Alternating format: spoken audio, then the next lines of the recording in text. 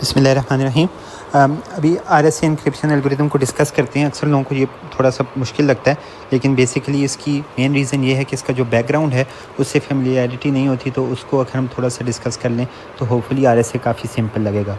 तो सबसे पहले तो RSA एसिमेट्रिक एन्क्रिप्शन एल्गोरिदम है, यानी कि इसको अब एसिमेट्रिक एन्क्रिप्शन एल्गोरिदम मतलब जो पेयर ऑफ कीज़ यूज़ करता है, यानी कि दो कीज़ यूज़ करते हैं। एक को आप पब्लिक रख लेते हैं, एक को आप प्राइवेट रखते हैं, और इनमें से किसी एक को यूज़ करके अगर डाटा इनक्रिप्ट होगा तो अदर वन से वो डिक्रिप्ट होगा, सेम से नहीं हो पाएगा। ये सारी मतलब मेन पॉइंट है एसिमेट्रिक एन्क्रिप्शन का।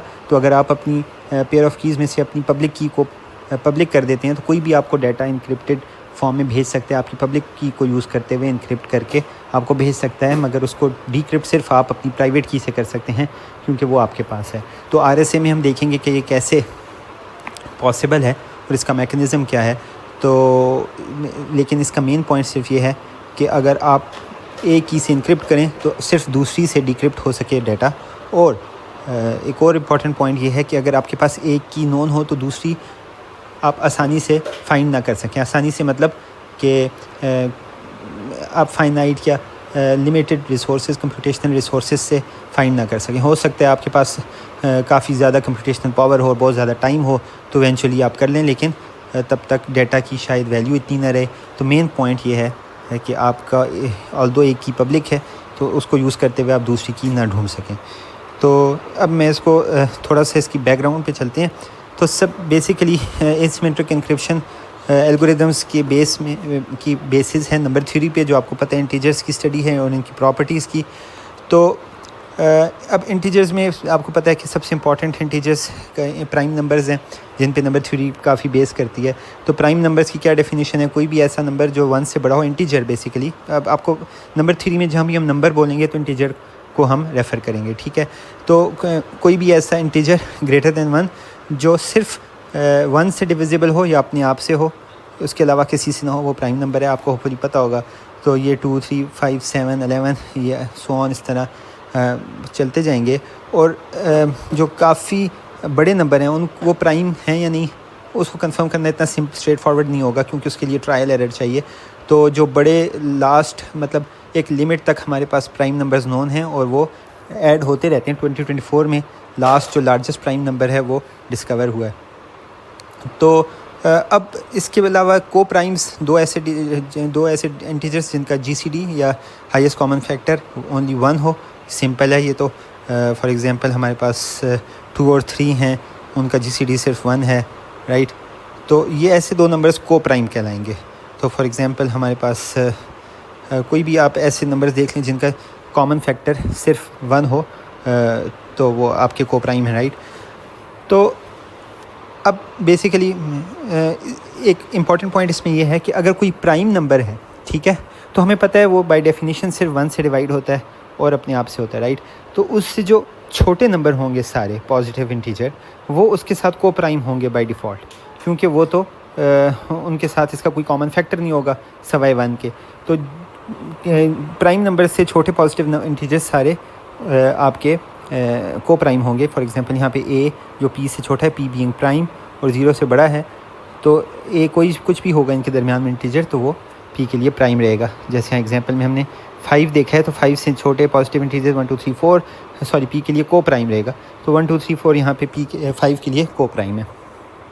तो इससे आगे एक और इम्पॉर्टेंट काफ़ी इम्पॉर्टेंट हमारा जो कॉन्सेप्ट है प्राइम फैक्टराइजेशन का। तो इसका बेसिकली भी नंबर थ्योरी का बेसिक, यानी कि आप कह सकते हैं कि फार्मूला है या बेसिक आप कह सकते हैं थ्योरम है कि कोई भी आपका इंटीजर है या नंबर है, उसकी एक यूनिक प्राइम फैक्टराइजेशन होगी, यानी कि उसकी एक एग्जिस्ट करेगी ऐसी फैक्टराइजेशन जो सिर्फ प्राइम नंबर्स पे कंप्राइज करे और दो प्राइम नंबर्स रिपीट कर सकें, लेकिन उनको उनका प्रोडक्ट हो होगा वो नंबर। और ये एक ही ऐसी यूनिक फैक्टराइजेशन होगी जो प्राइम नंबर्स से पॉसिबल होगी। इसमें एक इम्पॉर्टेंट पॉइंट ये है कि ये यूनिक होगी, राइट। और दूसरी इंपॉर्टेंट पॉइंट, ऑफ कोर्स वो प्राइम नंबर्स होंगे तो फर्दर डिविजिबल तो होंगे नहीं, तो वो आपकी मज़ीद एक्सपेंडेबल नहीं होगी। फॉर एग्ज़ाम्पल हमारे पास में हम देख लेते हैं 2 × 2 × 3, तो ये 3 प्राइम नंबर्स हैं, ये 2 रिपीट हो रहा है ऑफ कोर्स, तो 4 × 3 12, तो 12 की ये यूनिक प्राइम फैक्टराइजेशन है।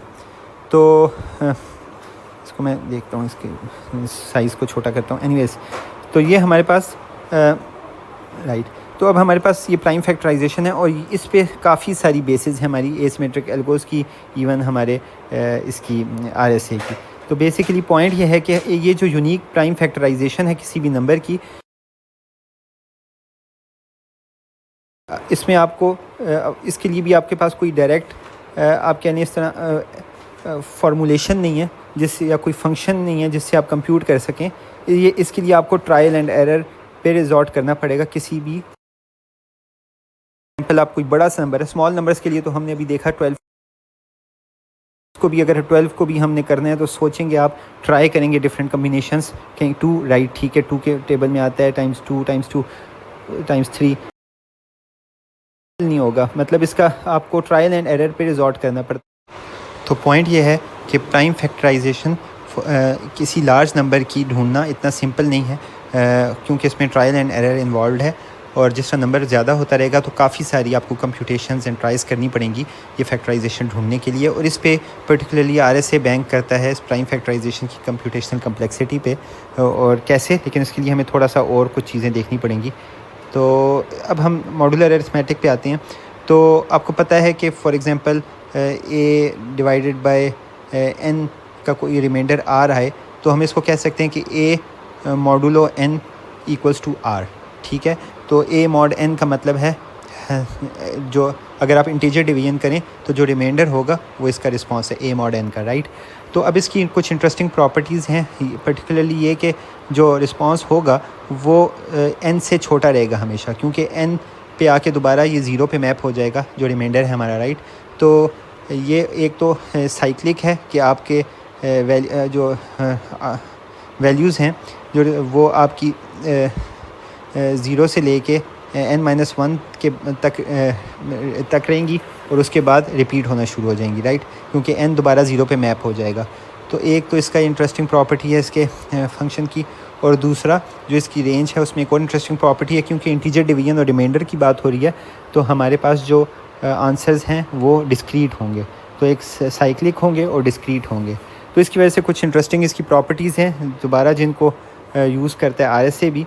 तो बट एक मैं इसको पेन को थोड़ा डार्क करता हूँ।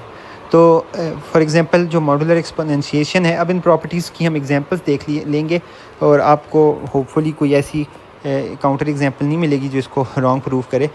ऑफ कोर्स एग्जांपल इसका प्रूफ नहीं है, लेकिन हम एक्सप्लेनेशन के लिए, क्योंकि हमने आरएसए पे जाना है, हम इसकी थोड़ी सी विजुअल इलस्ट्रेशन देख लेंगे जस्ट। तो पहली प्रॉपर्टी मॉड्यूलर एक्सपोनेंशिएशन की, अगर a power b mod of n की होल पावर आप c लें और दोबारा मॉड ऑफ़ n ले लें, ठीक है, तो ये आपके इक्वल होगा a raise to power b times c का मॉड ऑफ़ n। तो ये c यहाँ आ सकता है, ठीक है, ये वाला c। तो अगर इसके बाद दोबारा मॉड ऑफ़ n लेने, क्योंकि वो साइक्लिक है, तो वो मॉड ऑफ़ दोबारा लेने की बजाय आप इसका इकट्ठा ले सकते हैं a raise to power b c करके। तो इसको हम देख लेते हैं। फॉर एग्ज़ाम्पल a को हम लेते हैं 2 और b को लेते हैं 3, c को लेते हैं 4 और n को लेते हैं 5, ठीक है। तो आप कंप्यूट करके देख लें, 2 रेज़ टू पावर 3 8 मॉड 5, ठीक है, यानी कि 8 मॉड 5 की होल टू पावर 5 मॉड 5 करें दोबारा, तो 8 मॉड 5 क्या होगा, ऑफ कोर्स 3, क्योंकि 8 डिवाइड बाई 5 का रिमाइंडर 3 है। तो 3 मॉड 3 की पावर 4 का दोबारा आप मॉड 5 लें, तो ये आपको 3 raise to power 4 and 9 times 81 mod 5 यानी कि 1 आ जाएगा, राइट। और अगर इसके वाइस वर्सा आप ये वाला पार्ट देखें डायरेक्टली, 2 8 पावर बी सी यानी कि 2 रेज़ टू पावर 3 टाइम्स 4 जो b 3 था और c 4 था, तो मॉड 5 करें अगर, तो 2 रेज़ टू पावर 12 मॉड 5 और 2 रेज़ टू पावर 12 कंप्यूट किया 4096 है। और अगर इसका मॉड 5 करते हैं तो ऑफ कोर्स आंसर तो 1 है, ठीक है, ये सिंपल है। तो अब एक 2-3 छोटी सी और हमने नंबर थ्योरी की प्रॉपर्टीज़ देखनी है और फिर हम उसके बाद गुड टू गो होंगे आरएसए के लिए। तो अच्छा, तो अब हम देखते हैं यानी कि मॉडुलो n मल्टीप्लिकेटिव इन्वर्स किसी भी नंबर का। फॉर एग्जांपल आपको पता है मल्टीप्लिकेटिव इन्वर्स जनरली एक कोई भी b a का तब होगा जब a टाइम्स b 1 के बराबर हो, लेकिन modulo n multiplicative inverse b a के लिए तब होगा जब a times b mod of n 1 के बराबर हो, ठीक है। कोई भी ऑपरेशन मॉड ऑफ़ n के साथ अगर आपको कोई मल्टीप्लिकेशन आपको मॉड ऑफ़ n के साथ 1 रिटर्न करे तो ये इसका b आपका a का इन्वर्स है मॉडुलो n इन्वर्स के पर्सपेक्टिव से, ठीक है। बट ये हमेशा एग्जिस्ट नहीं करेगा, ये एग्जिस्ट सिर्फ तब करेगा जब a और n, यानी कि a जिसका आप इन्वर्स ले रहे हैं और n जिसका मॉडुलो ले रहे हैं आप, तो a और n अगर आपस में को प्राइम हो तो जस्ट उस केस में ये इन्वर्स एग्जिस्ट करेगा। और ये इन्वर्स क्या होगा, ऑफ कोर्स आप इसी इक्वेशन से देखें कि k कोई भी इंटीजर हो, क्योंकि साइक्लिक है तो हर दफ़ा आप रिपीट कर सकते हैं ना हर इंटीजर के लिए, तो k times n plus 1 by a, ठीक है। k times n plus 1 by a, यहाँ से आपको मॉडुलो n मल्टीप्लिकेटिव इन्वर्स मिल जाएगा a का। k कोई भी ऐसा इंटीजर हो जो b जो एक इंटीजर b आपको रिटर्न करे, वो हो सकता है। तो हम इसकी एक एग्जांपल देखते हैं, दोबारा इलस्ट्रेशन देखते हैं। ऑफ कोर्स ये प्रूफ नहीं है लेकिन इलस्ट्रेशन आपको थोड़ा सा आइडिया देने के लिए। तो अगर हमारे पास a यहाँ पे हमने लिया था फॉर एग्जांपल 3 और 3 लिया था और n हम लेते हैं 4, तो क्योंकि ये को प्राइम है ऑफ कोर्स इनका GCD 1 है, तो हम a का मॉडुलो n के पर्सपेक्टिव से इन्वर्स ले लेते हैं, ठीक है। तो हमें पता था कि ये मैंने a7 लिया है, उस 7 के साथ इसको चेक करते हैं। तो k टाइम्स n हमने 4 लिया है, तो k टाइम्स 4 प्लस 1 बाई 7। अब k को अगर हम 1 ट्राई करें तो फिर ये 4 प्लस 1 5 बाई 7 इंटीजर नहीं आता। 2 ट्राई करें तो 8 प्लस 9 बाई 7 नहीं। 3 करें तो हमारे पास नहीं। 5 करें k को अगर, तो 20 प्लस 1 21, ये यहाँ पे 1 था, सॉरी आपको शायद नज़र ना आए। तो 21 5 हमने यहाँ किया, 21 बाई 7 3, तो 3 हमारे पास अब फॉर k बीइंग 5 इंटीजर आपके पास 3 आ गया b की वैल्यू, यानी कि multiplicative inverse modulo n a का, ठीक है। तो अब 3a7 था तो हम इसको 7 टाइम्स 3 देखते हैं मॉड, क्योंकि n हमारा 4 था तो मॉड ऑफ़ n देखते हैं। तो 21 मॉड ऑफ़ 4 क्या रहेगा, 4 टाइम 5 20 और 1, राइट। तो इसका मतलब है कि ये b a का मॉडुलो n मल्टीप्लिकेटिव इन्वर्स है। तो अब ये b पॉइंट हमने ज़हन में रखना है, यानी कि आपको b कैसे मिलता है kn प्लस 1 बाई a से, अगर आप a का मॉडुलो n मल्टीप्लिकेटिव इन्वर्स ढूंढना चाहते हैं, राइट। अच्छा, ये भी यूज़ होगा RSA में, और एक दो और छोटी छोटी चीज़ें रहती हैं, उसके बाद हम RSA डिस्कस कर सकेंगे। तो एक इम्पॉर्टेंट पॉइंट है ऑयलर टोशेंट फंक्शन, ठीक है। अच्छा, ऑयलर टोशेंट फंक्शन क्या है, जस्ट आप किसी भी वैल्यू n का, किसी भी इंटीजर n का ऑयलर टोशेंट फंक्शन क्या होगा, वो रिटर्न करेगा काउंट ऑफ ठीक है, काउंट ऑफ इंटीजर्स जो n से स्मॉलर हैं, ठीक है, पॉजिटिव हैं और को प्राइम टू n है। तो n का ऑयलर टोशेंट फंक्शन की वैल्यू क्या रिटर्न करेगी, ऑल पॉजिटिव इंटीजर्स जो n से स्मॉलर भी हैं और n से को प्राइम भी हैं, पॉजिटिव भी हैं, पॉजिटिव यानी कि 1 ऑनवर्ड्स इंटीजर हैं, of course 2 3 and so on, फिर स्मॉलर देन n हैं बट n के साथ को प्राइम हैं। ये सारे नंबर्स आपके ये इनको जब आप काउंट करेंगे, नंबर्स नहीं, इनको आप काउंट करेंगे तो उसकी वैल्यू वो ऑयलर टोशेंट फंक्शन की वैल्यू होगी। फॉर एग्जांपल अगर n 4 हो, n की आप ऑयलर टोशेंट फंक्शन वैल्यू देखना चाहते हैं तो 4 से छोटे पॉजिटिव नंबर्स को प्राइम जो 4 के साथ हो 1 और 3 है, ऑफ कोर्स 2 नहीं है क्योंकि 2 तो आपका GCD उसका 2 और 4 का 2 ही रहता है। तो अब हमारे पास 2 बनने हैं, तो ये नंबर्स नहीं बल्कि इनका काउंट यानी कि 1 एंड 3 यानी कि 2 हमारा 5 ऑफ 4, इसको 5 भी बोलते हैं ऑयलर टोशेंट फंक्शन को रिप्रेजेंट करने के लिए। तो 5 ऑफ 4 हमारा 2 आएगा। अब यहाँ पे कुछ मज़े की प्रॉपर्टीज़ हैं इसकी जो हमारी काफ़ी इंपॉर्टेंट हैं RSA के लिए। तो वो प्रॉपर्टीज़ क्या हैं, सबसे पहले अगर n a और b का प्रोडक्ट हो और a और b को प्राइम हो, ठीक है, तो फिर 5 ऑफ a टाइम्स b यानी कि 5 ऑफ n जो कि a b का प्रोडक्ट है equals 5 of a times 5 of b, यानी कि प्रोडक्ट डिस्ट्रीब्यूट हो सकता है, 5 फंक्शन डिस्ट्रीब्यूट हो सकते हैं ओवर प्रोडक्ट अगर a b को प्राइम है। तो फॉर एग्जांपल हमारे पास अगर हमारे पास n 12 हो यानी कि प्रोडक्ट ऑफ 3 एंड 4, 3 और 4 आपस में को प्राइम है, तो 5 ऑफ 12 पहले डायरेक्टली कंप्यूट करके देखें तो हमारे पास 1 2 3 नहीं होगा, ऑफ कोर्स 12 के साथ हम 5 ऑफ 12 देख रहे हैं, ठीक है। तो हमारे पास 5 को प्राइम है, फिर 12 के साथ फिर 7 है, 8 नहीं है, ऑफ कोर्स उनका हमारा 4 जो है 8 और 12 का कॉमन फैक्टर है, सो ऑन सो फोर्थ 11 तक आप जाएँ, 11 जाके हमारा लास्ट, तो हम इनको काउंट करें तो 1 2 3 4 आप चेक कर सकते हैं, जस्ट 4 हैं, लिहाजा 5 ऑफ 12 इक्वल्स 4। अब इसको हम अपने जो हमने अभी फॉर्मूलेशन की उससे देखें कि अगर हम इसको as a product of 3 and 4 लिखें और 5 ऑफ 3 एंड 5 ऑफ 4 कंप्यूट करें तो सिंपलर होगा, क्योंकि 3 ये तो हमें इससे नीचे हमें पता है 1 एंड 2 इसके साथ को प्राइम है, 4 1 एंड 3 2 के अलावा को प्राइम है, तो हमारे पास 2 दोनों में को प्राइम है, तो ऑफ कोर्स 5 ऑफ 3 की वैल्यू 2 है, क्योंकि 2 को प्राइम स्मॉलर पॉजिटिव नंबर्स हैं। 5 ऑफ 4 की वैल्यू 2 है, तो 2 टाइम्स 2 4, यहाँ से भी हमारे पास 4 आ रहा है। तो ये फार्मूला हमने इलस्ट्रेट किया, ऑफ कोर्स प्रूफ नहीं है, इलस्ट्रेशन है इसकी। अच्छा, अब हम एक लास्ट बड़े इंपॉर्टेंट ऑयलर टोशन फंक्शन की प्रॉपर्टी है, वो ये कि हमारे पास फाई ऑफ पी, यानी कि सिंपल है, तो by definition of prime numbers आप देख सकते हैं कि किसी भी प्राइम नंबर की फाई वैल्यू क्या होगी, p-1, यानी कि 1 less than that prime number. क्यों? क्योंकि ऑफ कोर्स उससे छोटे जितने नंबर हैं पॉजिटिव वो तो उसके साथ को प्राइम हैं, हमें पता है by definition of prime numbers, तो क्योंकि उनके साथ कोई कॉमन फैक्टर होगा नहीं, क्योंकि प्राइम का कोई कॉमन फैक्टर तो है नहीं 1 के अलावा। तो ये हमारे पास किसी भी p प्राइम नंबर का हम फाई देखेंगे तो जस्ट p-1 आ जाएगा।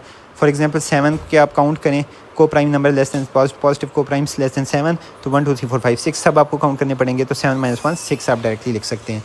अब इस प्रॉपर्टी और इसको यूज़ करते हुए हम एक बड़ी इंटरेस्टिंग पॉइंट लिख सकते हैं कि अब हमारे पास 2 प्राइम नंबर्स अगर ऑफ कोर्स वो दोनों आपस में को प्राइम भी होंगे, तो 2 प्राइम नंबर्स अगर हम क्योंकि दोनों के कोई फैक्टर नहीं हुआ इनके अलावा, तो अगर हम 2 प्राइम नंबर्स का प्रोडक्ट ले लें n और उस n का फाई लें, तो ऑफ कोर्स हमें पता है वो phi of p times phi of q है, राइट।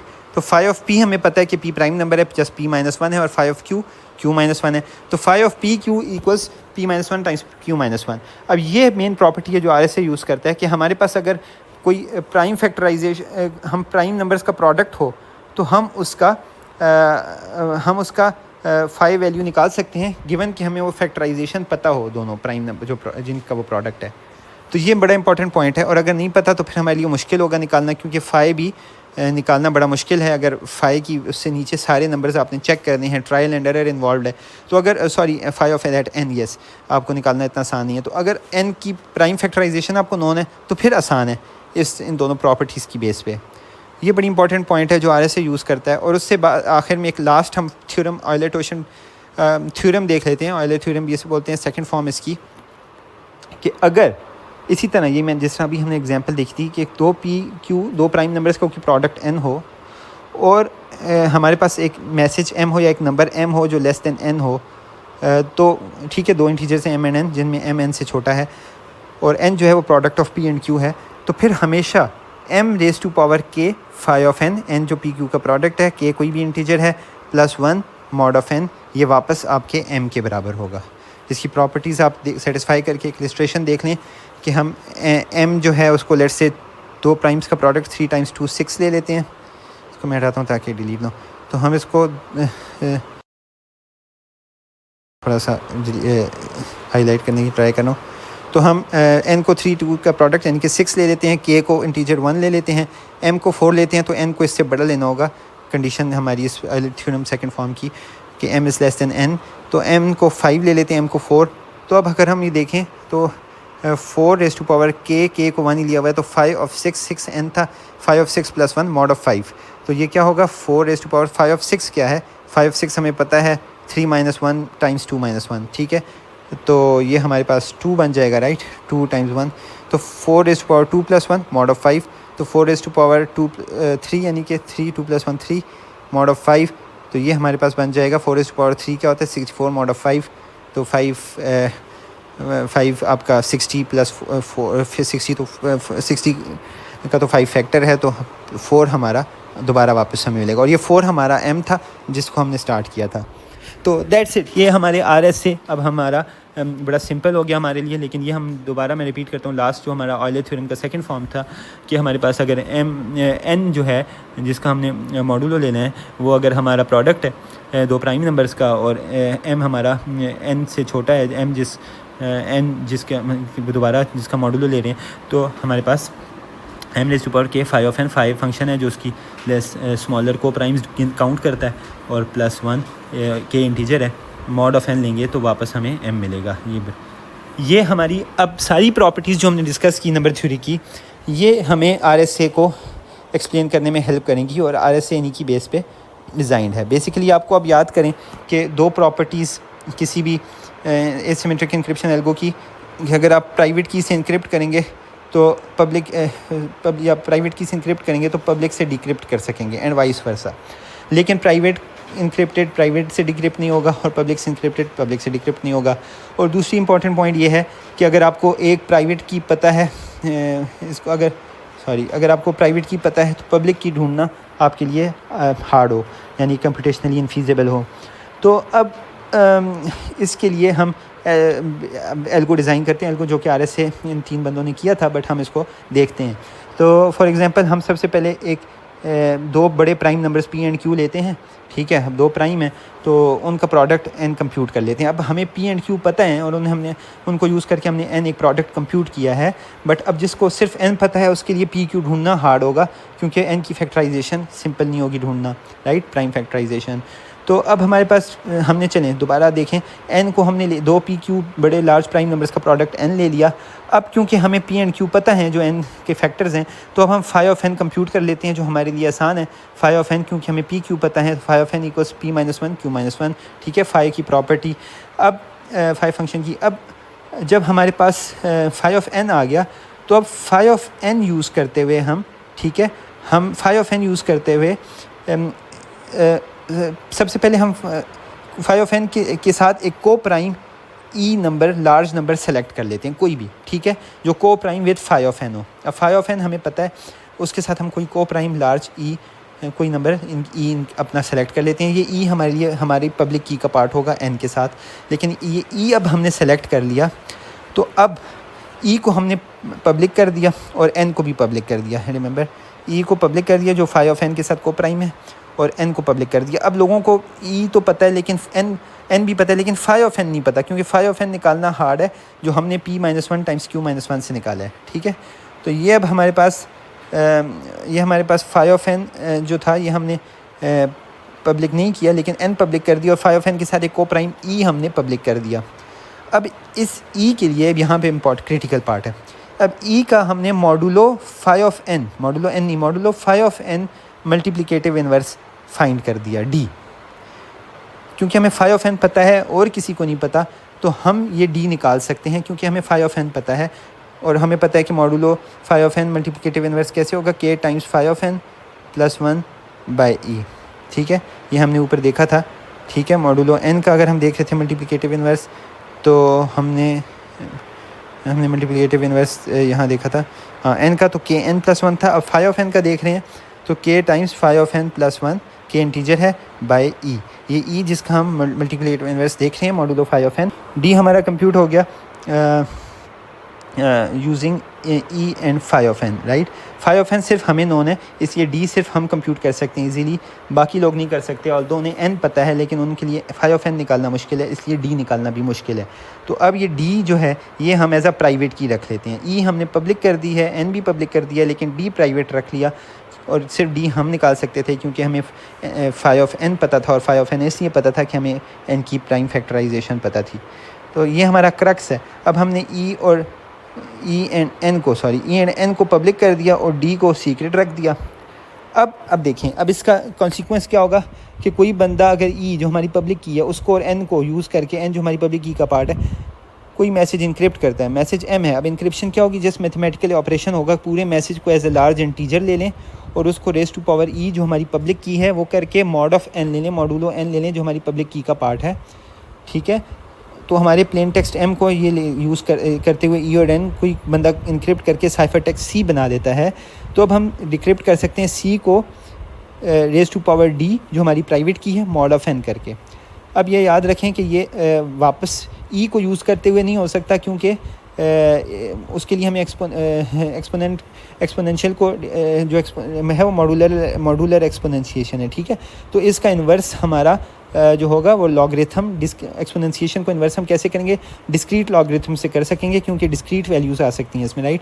तो अब ये भी ट्रायल एंड एरर इन्वॉल्व करता है, कम्प्लेक्स कंप्यूटेशनली हार्ड प्रॉब्लम है। तो ई को यूज़ करते हुए तो डिक्रिप्ट नहीं हो सकता, बट अगर हम इस इनक्रिप्टेड मैसेज को डी की रेज़ टू पावर एक्सपोनेंशिएट करें मॉडुलो n से, यानी कि c raise to power d mod of n निकालें, तो अब हमारे पास क्या होगा, सी ऑफ कोर्स हमें पता है क्या है, M raise to power E mod of N, right. ये हमारा पूरा सी है जिसको हमने raise to power D mod of N किया है। अब मॉड्यूलर एक्सपोनेंशिएशन की जो प्रॉपर्टी है उससे आप वो अगर आप याद करें तो यहाँ पे वापस मैं आपको दिखाई देता हूँ।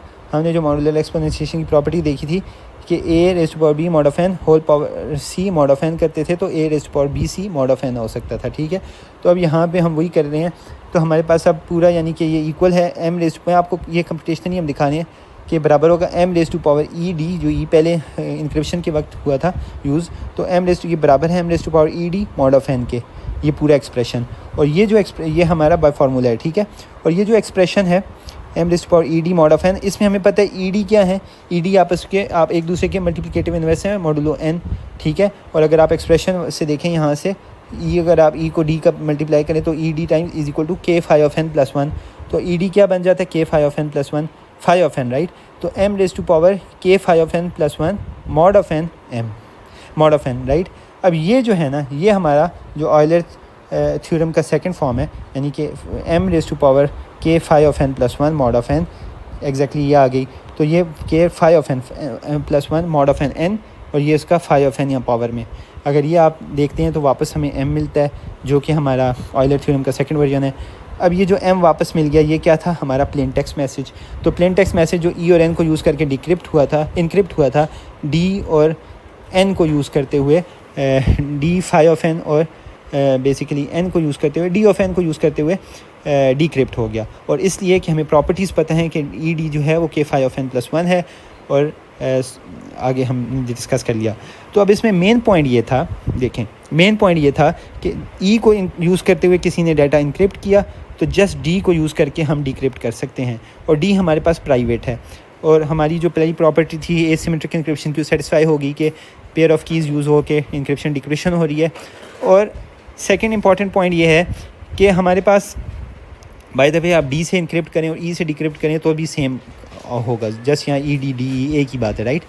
जो किसी को भी आप कर सकते हैं बेस्ड ऑन रिक्वायरमेंट। अगर आप इंटीग्रिटी करना चाहते हैं आप प्राइवेट से यूजुअली इंक्रिप्ट करते हैं, अगर आप कॉन्फिडेंशियलिटी करना चाहते हैं तो आप पब्लिक से इंक्रिप्ट करते हैं। एनीवेज, जो दूसरा इंपॉर्टेंट पॉइंट है कि हमारे पास पब्लिक की नॉन हो ई एंड एन, उनको यूज़ करते हुए आपके पास डी जो आपकी प्राइवेट की है वो इन्फर ना हो सके। और वो यहाँ पे वैलिड इसलिए है कि डी को इन्फर करने के लिए आपको फाई ऑफ एन चाहिए, और फाई ऑफ एन निकालना हार्ड है। ये निकालना आसान सिर्फ तब होगा जब आपको एन की फैक्टराइजेशन पता हो, जो सिर्फ आपको पता है क्योंकि आपने यूज़ करके एन सेलेक्ट किया प्रोडक्ट लेके। और जिसके पास पी और क्यू नहीं है उसके लिए फाई ऑफ एन निकालना हार्ड है, क्योंकि ऑल स्मॉलर नंबर और एन लार्ज है, और एन का फाई निकालना कि ऑल स्मॉलर को प्राइम्स टू एन काफ़ी हार्ड होगा। तो ये बेसिक पॉइंट है इसका RSA का कि हमारे पास क्योंकि हमारे पास एन लार्ज है, उसकी PQ फैक्टराइजेशन हार्ड है, तो इसलिए हमें उसकी PQ निकालनी मुश्किल है, कॉन्सिक्वेंशली हमें फाई ऑफ एन निकालना मुश्किल है, इसलिए हमें D निकालना मुश्किल है। अगर ये PQ हमें पता चल जाए तो हम फाई ऑफ एन निकाल लें और हम D भी निकाल लें, आसानी से निकल तो सकता है लेकिन कंप्यूटेशनली इनफीजिबल है, राइट। तो हमारी मेन स्ट्रेंथ RSA की इस प्राइम फैक्टराइजेशन पे आके डिपेंड करती है, n is equal to P Q, large P and large Q, ठीक है। और अगर ये किसी को पता हो तो बाकी चीज़ें आसान हैं। तो अब मेन अटैक जो कोई बनता है RSA पे वो यही कि PN की प्राइम फैक्टराइजेशंस निकाली जाएं, उसके लिए एल्गोरिदम्स हैं, लेकिन सब कंप्यूटेशनली इतनी कम्प्लेक्स हैं कि वो फीजिबल नहीं रहता, ठीक है। और ऑफ कोर्स क्वांटम कंप्यूटिंग, और उसको हम अभी नहीं कर रहे कंसिडर। और एक और इम्पॉर्टेंट बात, एक अटैक इसमें इंटरेस्टिंग अटैक है, टाइमिंग अटैक, जो बेसिकली अटैकर ये इस चीज़ को मेजर करता है कि आपका जो इंक्रिप्शन या डिक्रिप्शन ऑपरेशन हो रहा है वो कितनी देर में हो रहा है, कितने टाइम में हो रहा है, और आपको कंप्यूटेशनल पावर पता है मशीन की। तो ऑपरेशन अब इंक्रिप्शन डिक्रिप्शन बेसिकली है कि हमें पता है एक्सपोनेंशिएशन है, राइट। तो अब एक्सपोनेंशिएशन का क्या मतलब है, प्रोडक्ट लेना है मल्टीपल टाइम्स, और हमें पता है कि एक कंप्यूटर प्रोडक्ट कितनी देर में लेता है, तो हमारे उसकी बेस पे हम टाइम, और हमें भी पता हो कि पूरा ऑपरेशन को कितना टाइम लगा, तो हमें पता चल सकता है कितने प्रोडक्ट्स हो रहे हैं, राइट। तो उसकी बेस पे हम वो वैल्यू इन्फर कर सकते हैं जो एक्सपोनेंशिएट हो रही है, राइट। तो जिस पे हम एक्सपोनेंशिएट कर रहे हैं। तो अब ये टाइमिंग अटैक है। इसके लिए मिटिगेशन से मतलब इसके अगेंस्ट डिफेंस क्या हो सकते हैं। फॉर एग्जांपल आप constant encryption decryption time add कर दें सॉफ्टवेयर में कि वो चाहे जितनी देर में इंक्रिप्ट हो जाए उसके बाद वो एक पर्टिकुलर टाइम मतलब एक कांस्टेंट टाइम तक वेट करे, या रैंडम डिलेज़ ऐड करें, लेकिन इन दोनों में डिलेज़ ज़्यादा होती हैं, एफिशिएंसी नहीं है। एक और ऑप्शन है कि आपका जो नंबर है मैसेज या प्लेन टेक्स्ट या साइफर टेक्स्ट, उसको आप डिक्रिप्शन या इंक्रिप्शन से पहले एक रैंडम नंबर से मल्टीप्लाई करें, जिससे एक रैंडम नंबर बन जाए और उसका ऑपरेशन रैंडम हो जाए। तो आपका बेसिकली जो साइफर टेक्स्ट है जो आया था वो बेसिकली नहीं आप कर रहे किसी मल्टीप्लिकेशन की, ऑफ कोर्स आप उसको बाद में इन्वर्स कर देंगे, लेकिन इससे डायरेक्टली जो अटैकर है उसके लिए इन्फर करना मुश्किल होगा। तो ये कुछ अटैक्स थे, हमने कोशिश की समराइज़ करने की। होपफुली RSA की प्रॉब्लम्स अब आपके लिए नहीं होंगे। तो थैंक यू सो मच।